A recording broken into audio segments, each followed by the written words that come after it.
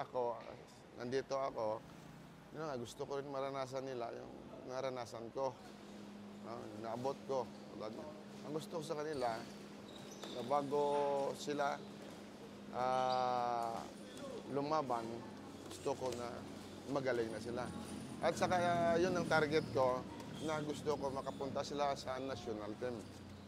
Pag andun ka na sa national team, malaki ng tsansya mo eh. Makapaglaro ka na sa ibang bansa. Pati yung tinatawag na Olympics. Kasi Olympics yun ang pinaka-highest tournament na sa boxing eh.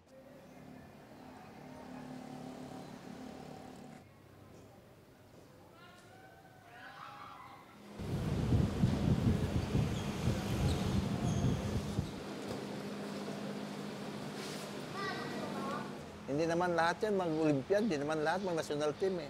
Yung importante, anong ugali mo, ma-develop mo paglaki mo. Yun naman purpose ng sports eh.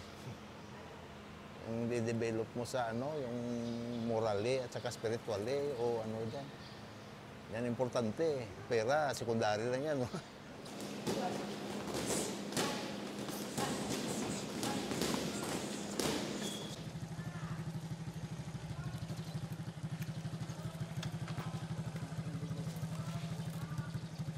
Pangarap ko po ay makapasok sa Philippine team at maglalaro ng Olympic, makuha ang gold medal.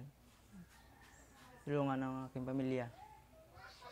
Ang gusto kong ma-achieve sa pagbaboxing is maging Olympian.